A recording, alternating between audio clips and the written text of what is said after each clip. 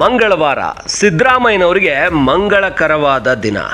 ಯಾಕಂದರೆ ಸಿದ್ದರಾಮಯ್ಯನವರು ಇಷ್ಟೂ ಸಮಯ ಕಾಯ್ತಾ ಇದ್ದಿದ್ದು ಅದೊಂದು ದಿನಕ್ಕೇನೆ. 2023ರಲ್ಲಿ ಕಾಂಗ್ರೆಸ್ ಸರ್ಕಾರ ಸಂಪೂರ್ಣ ಬಹುಮತದ ಜೊತೆ ಅಧಿಕಾರಕ್ಕೆ ಬಂದಾಗ ಸಿದ್ದರಾಮಯ್ಯನವರು ಪಟ್ಟು ಬಿಡದೆ CM ಆಗಿದ್ದು ಇದೊಂದು ಕಾರಣಕ್ಕೇನೆ. ಈಗ ಅದನ್ನು ಸಾಧಿಸ್ತಾ ಇದ್ದಾರೆ ಸಿದ್ದರಾಮಯ್ಯನವರು. ಈ ಜನವರಿ 6ಕ್ಕೆ ಸಿದ್ದರಾಮಯ್ಯನವರು ಕರ್ನಾಟಕ ಕಂಡ ಸುದೀರ್ಘ ಅವಧಿಯ ಮುಖ್ಯಮಂತ್ರಿ ಅನ್ನೋ ದಾಖಲೆಯನ್ನು ಸರಿಗಟ್ತಾರೆ. ಜನವರಿ 7ರಿಂದ ಅವರು ಕರ್ನಾಟಕ ಕಂಡ ಸುದೀರ್ಘ ಅವಧಿಯ CM ಆಗ್ತಾರೆ. ಇಷ್ಟಕ್ಕೇನಾ ಸಿದ್ದರಾಮಯ್ಯನವರು ಕಾದಿದ್ದು? ಇದರ ಅಕ್ಕಪಕ್ಕದಲ್ಲಿ ಹರಿದಾಡ್ತಾ ಇರುವ ಸುದ್ದಿಗಳು ನಿಜಾನ?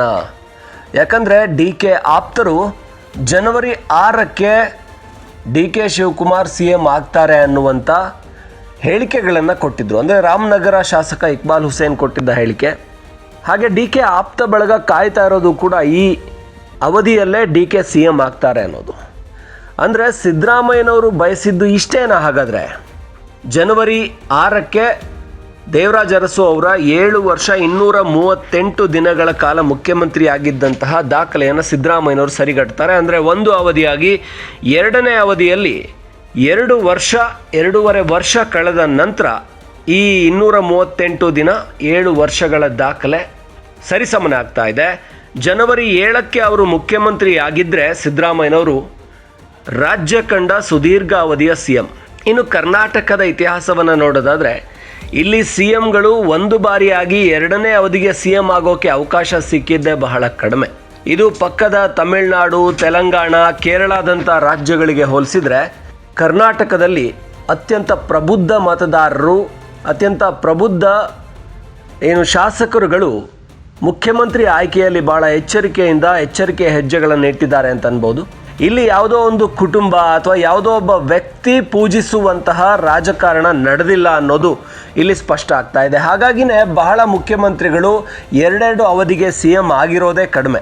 ನಿಜಲಿಂಗಪ್ಪ, ದೇವರಾಜ ಅರಸ್, ಹಾಗೆ BS ಯಡಿಯೂರಪ್ಪ, HD ಕುಮಾರಸ್ವಾಮಿ ಇವರೆಲ್ಲರೂ ಕೆಲವರು ಆದರೂ ಕೂಡ ಸಂಪೂರ್ಣ ಅವಧಿಯನ್ನು ಪೂರ್ಣಗೊಳಿಸಿ 5 ವರ್ಷ ಪೂರ್ಣಗೊಳಿಸಿ ಮತ್ತೊಮ್ಮೆ 5 ವರ್ಷದ ಅವಧಿಗೆ CM ಆಗಿರೋದು ಅದು ಸಿದ್ದರಾಮಯ್ಯನವರು, ದೇವರಾಜ ಅರಸ್ ರೀತಿಯ ನಾಯಕರು ಮಾತ್ರ.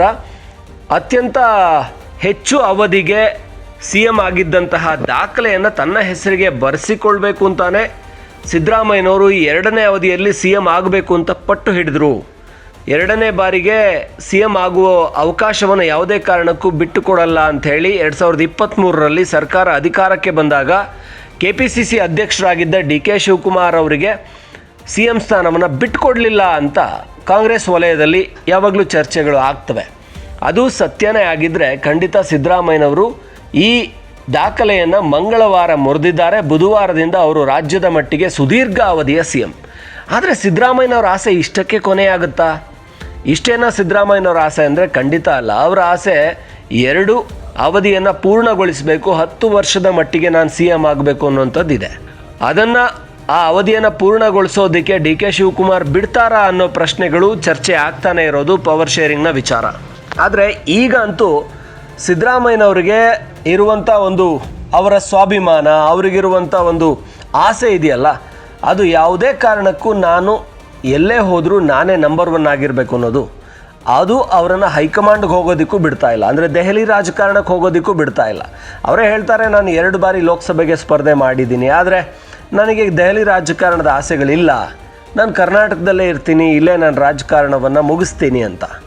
ಇನ್ನೊಂದು ಕಡೆ ಸಿದ್ದರಾಮಯ್ಯನವರಿಗೆ ಕರ್ನಾಟಕದಲ್ಲೇ ಇನ್ನೊಂದು ಅವಧಿಗೆ ಚುನಾವಣೆಗೆ ನಿಲ್ಲಬೇಕು ಅನ್ನೋ ಆಸೆ ಕೂಡ ಇದೆ. ಅವರ ಆಸೆ ಇಲ್ಲಿಗೆ ಮುಗಿದಿಲ್ಲ. ಅಂದರೆ ಈ ಅವಧಿಯನ್ನು ಪೂರ್ಣ ಮಾಡಲಿಕ್ಕೆ ಬಿಡಲಿಲ್ಲ ಅಂತಂದರೆ ನಾನು ಮತ್ತೊಂದು ಅವಧಿಗೆ ಚುನಾವಣೆಗೆ ನಿಲ್ತೀನಿ, ಆಗಲೂ ಕೂಡ ನಾನೇ CM ಆಗಬೇಕು, ಇಲ್ಲ ನನ್ನ ಆಪ್ತರೆಲ್ಲ ಒಳ್ಳೊಳ್ಳೆ ಹುದ್ದೆಗಳನ್ನು ಪಡ್ಕೋಬೇಕು ಅಂತ ಪಟ್ಟು ಹಿಡಿತೀನಿ, ಇಲ್ಲಾಂದರೆ ಚುನಾವಣೆಗೆ ನಿಂತು ಬೇಕಾದರೆ ಕಾಂಗ್ರೆಸ್ ಪಕ್ಷ ನನ್ನ ಮಾತು ಕೇಳಲಿಲ್ಲ ಅಂದರೆ ಅವರ ವಿರುದ್ಧ ನಾನು ನಡೆಯೋದಕ್ಕೂ ಅವ್ರ ವಿರುದ್ಧ ನಿಲ್ಲೋದಕ್ಕೂ ಬಂಡಾಯ ಹೇಳೋದಕ್ಕೂ ರೆಡಿ ಅನ್ನುವಂಥ ಆ ರೀತಿಯ ದಿಟ್ಟತನ ಇರುವಂಥ CM ಸಿದ್ದರಾಮಯ್ಯನವರು ಸಹಜವಾಗಿಯೇ ಈ ಅವಧಿ ಪೂರ್ಣ ಮಾಡೋದಕ್ಕೆ ಅವಕಾಶ ಮಾಡಿಕೊಡಿ ಅಂತ ತನ್ನ ಬೇಡಿಕೆಯನ್ನು ಹೈಕಮಾಂಡ್ ಮುಂದೆ ಇಟ್ಟಿದ್ದಾರೆ. ಆದರೆ ಅದು ಎಷ್ಟು ಮಟ್ಟಿಗೆ ಸಫಲ ಆಗುತ್ತೋ ಗೊತ್ತಿಲ್ಲ. ನಾವು ಈಗಾಗಲೇ ಹೇಳಿದ ಹಾಗೆ ಬಜೆಟ್ ಒಂಥರದ ಸಂಕ್ರಮಣ ಘಟ್ಟ ಇದ್ದಾಗಿದೆ. ಬಜೆಟ್ ತಯಾರಿಯನ್ನು ಸಿದ್ದರಾಮಯ್ಯನವರು ಶುರು ಮಾಡಿಕೊಂಡ್ರೆ ಡಿ ಕೆ ಶಿವಕುಮಾರ್ ಅವರಿಗೆ ಈ ವರ್ಷದ ಸಿ ಎಂ ಕನಸನ್ನು ಕೂಡ ಅವರು ಬಿಡಬೇಕಾಗುತ್ತೆ, ಈ ಅವಧಿಯ ಸಿ ಎಂ ಕನಸನ್ನು ಕೂಡ ಬಿಟ್ಟುಬಿಡಬೇಕಾಗುತ್ತೆ. ಏನಿದ್ರು 2028ಕ್ಕೆ ಸಿ ಎಂ ಆಗೋಣ ಅಂತ ಡಿ ಕೆ ಶಿವಕುಮಾರ್ ಯೋಚನೆ ಮಾಡಬೇಕಾಗುತ್ತೆ. ಆದರೆ ಇದಂತೂ ಈ ದಾಖಲೆಯಂತೂ ಸದ್ಯ ಸಿದ್ದರಾಮಯ್ಯನವರ ಹೆಸರಿಗೆ ಹೋಗೋದು ಖಚಿತ ಆಗಿದೆ. ರಾಜ್ಯ ಕಂಡ ಸುದೀರ್ಘಾವಧಿಯ ಸಿ ಎಂ ಆಗಿ ದೇವರಾಜ ಅರಸು ಅವರ ದಾಖಲೆಯನ್ನು ಸಿದ್ದರಾಮಯ್ಯನವರು ಮುರಿತಾರೆ. ಆದರೆ ಜನ ಕೇಳ್ತಾ ಇರೋದು, ಜನಸಾಮಾನ್ಯರು ಹೇಳ್ತಾ ಇರೋದು, ಸಿದ್ದರಾಮಯ್ಯನವರು ದಾಖಲೆಗೆ ಸಿ ಎಂ ಆಗೋದಾದರೆ ಯಾವ ಪುರುಷಾರ್ಥಕ್ಕದು? ಸಿದ್ದರಾಮಯ್ಯನವರು ನಿಜವಾಗಿ ಕೂಡ ದೇವರಾಜ ಅರಸು ಕೊಟ್ಟಂತಹ ಒಂದು ಸಾಮಾಜಿಕ ಸುಧಾರಣೆ ಇದೆಯಲ್ಲ, ಅಭಿನವ ದೇವರಾಜ ಅರಸು ಅಂತ ಕೆಲವರು ಹೇಳಿದರು. ಬಟ್ ಸಿದ್ದರಾಮಯ್ಯನವರಿಗಿದೆ ಏನ್ರಿ ದೇವರಾಜ ಅರಸು, ನಾನು ದೇವರಾಜ ಅರಸುಗಿಂತ ಇನ್ನೂ ಹೆಚ್ಚಿನ ಅವಧಿಗೆ ಸಿ ಎಂ ಆಗಬೇಕು, ಕರ್ನಾಟಕನ ಅಭಿವೃದ್ಧಿ ಮಾಡಬೇಕು ಅಂತ.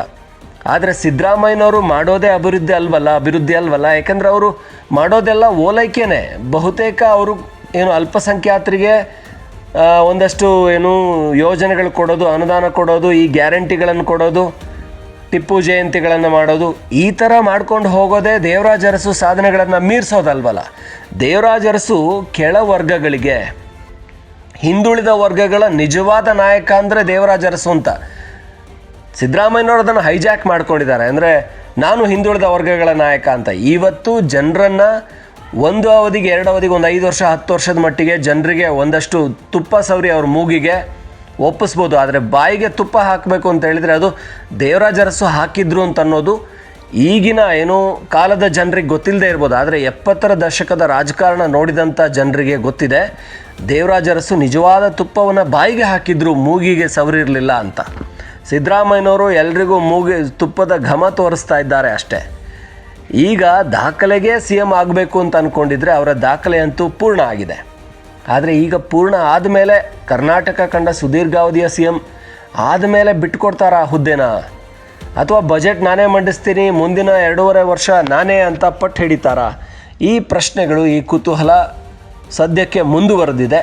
ಆದರೆ ಮಂಗಳವಾರಕ್ಕೆ ಮಂಗಳಕರವಾಗಿ ಸಿದ್ದರಾಮಯ್ಯನವರು ದೇವರಾಜ ಅರಸು ದಾಖಲೆ ಮುರಿದು ಕರ್ನಾಟಕ ಕಂಡ ಸುದೀರ್ಘಾವಧಿಯ ಸಿ ಎಂ ಆಗಿ 7ನೇ ತಾರೀಕು, ಜನವರಿ 7ನೇ ತಾರೀಕು ಆ ದಾಖಲೆಯನ್ನು ತನ್ನ ಹೆಸರಿಗೆ ಬರೆದುಕೊಳ್ತಾ ಇದ್ದಾರೆ. ಇದು ಸಿದ್ದರಾಮಯ್ಯನವರ ಲಕ್ಷ ಅಭಿಮಾನಿಗಳಿಗೆ ಸಂಭ್ರಮದ ವಿಚಾರ. ಹಾಗಾಗಿ ಅವರ ಅಹಿಂದ ಏನು ದೊಡ್ಡ ಪಡೆ ಇದೆ, ಅದು ದೊಡ್ಡ ಸಮಾವೇಶವನ್ನು ಮಾಡಿ ರಾಜ್ಯದಲ್ಲಿ ಮತ್ತೊಮ್ಮೆ ಸಿದ್ದರಾಮಯ್ಯನವರು ರಾಜ್ಯ ಕಂಡ ಸುದೀರ್ಘ ಅವಧಿಯ ಸಿ ಎಂ, ನಮ್ಮ ಸಿದ್ದರಾಮಯ್ಯನವರೇ ನಂಬರ್ 1, ಅವ್ರ ಮುಂದೆ ಯಾರೂ ಇಲ್ಲ ಅಂಥೇಳಿ ಅಹಿಂದ ಸಮಾವೇಶಗಳನ್ನು ದೊಡ್ಡದಾಗಿ ಮೈಸೂರಲ್ಲಿ ಮಾಡಿ ಸಿದ್ದರಾಮಯ್ಯನವ್ರನ್ನ ಮತ್ತೆ ಹೆಗಲ ಮೇಲೆ ಕೂರಿಸ್ಕೊಂಡು ಮೆರೆಸಬೇಕು, ಸಂಭ್ರಮಿಸಬೇಕು ಅಂತ ಇದ್ದಾರೆ. ಶಕ್ತಿ ಪ್ರದರ್ಶನ ಮಾಡಬೇಕು ಅಂತ ಇದ್ದಾರೆ. ಅದಕ್ಕೆ ಹೈಕಮಾಂಡ್ ಎಷ್ಟು ಮಟ್ಟಿಗೆ ಒಪ್ಪಿಗೆ ಕೊಡುತ್ತೆ ಅಥವಾ ಅವ್ರನ್ನ ಸಿ ಎಂ ಸ್ಥಾನದಿಂದನೇ ಕೆಳಗಿಳಿಸುತ್ತಾ ಗೊತ್ತಿಲ್ಲ. ಆದರೆ ದಾಖಲೆಯನ್ನಂತೂ ಸಿದ್ದರಾಮಯ್ಯನವರು ಅಭಿವೃದ್ಧಿಯಲ್ಲಿ ಅಲ್ಲದೆ ಇದ್ದರೂ ಕೂಡ ಕುರ್ಚಿಯಲ್ಲಿ ಕೂತ್ಕೊಂಡು ದಾಖಲೆಯನ್ನು ಬರೀತಾರೆ ಖಂಡಿತ.